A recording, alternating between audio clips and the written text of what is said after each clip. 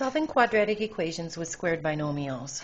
Quadratic equations are of the form ax squared plus bx plus c equals 0. This is the standard form where a cannot equal 0. We need to recall that the zero product property says that if we have an equation that says a times b equals 0, then either a has to equal 0 or b has to equal 0.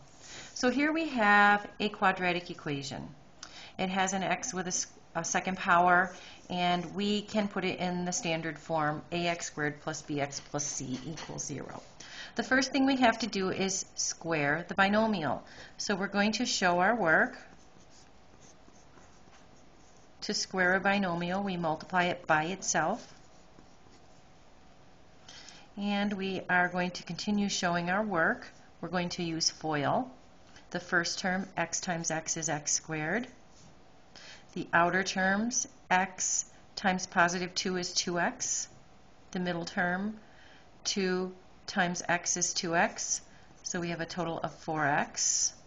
The last term, positive 2 times positive 2 is 4. To start to get it into this form, we're going to subtract 34 from both sides to get 0.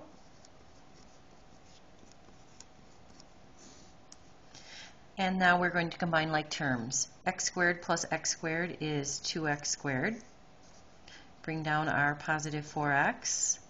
And positive 4 minus 34 is negative 30.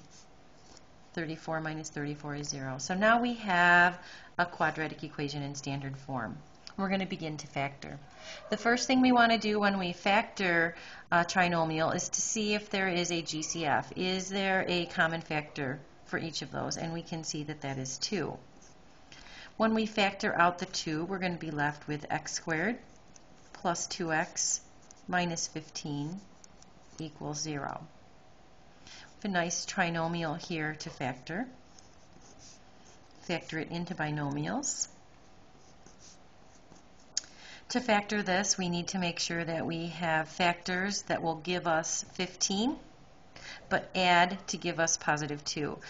Factors that multiply together to give us negative 15 and add together to give us a positive 2. Plus 5 minus 3. So x times x is x squared, 5x minus 3x is 2x, and 5 times negative 3 is negative 15.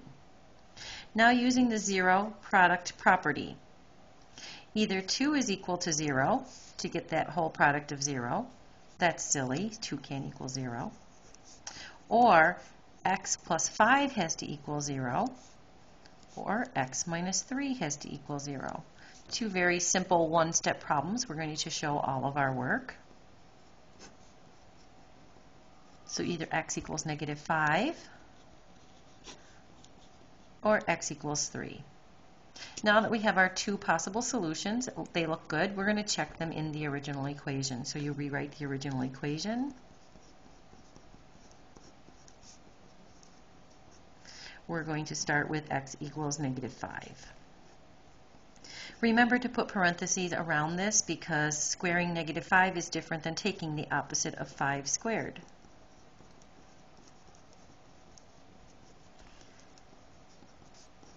Negative 5 plus 2 is negative 3. Again, keeping it in parentheses. Negative 3 times negative 3 is positive 9. It checks, so negative 5 is a solution to the equation. Now we're going to check x equals 3.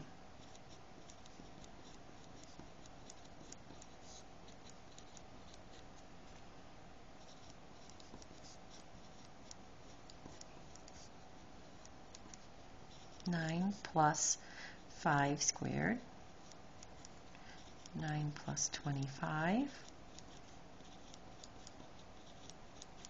It checks, so our solution is negative 5 and 3. We're going to try one more, number 2. X squared minus x minus 4 quantity squared is equal to 48. Now when we do this problem, we're going to be subtracting the binomial. So we need to subtract all of it, so we're going to keep it in brackets.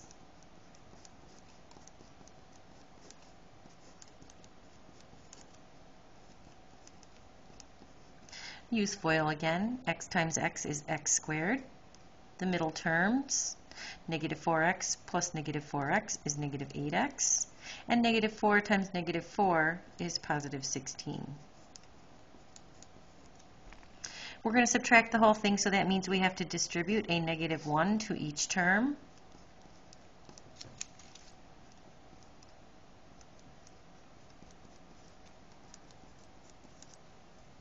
And because we can notice right away that x squared minus x squared is going to give us a 0, we're going to go ahead and add 16 to both sides. 8x, x squared minus x squared is 0. We're left with just 8x equals 64. So x equals 8. I squished that in there. We have only one solution to check in this case. We plug it back into the original equation.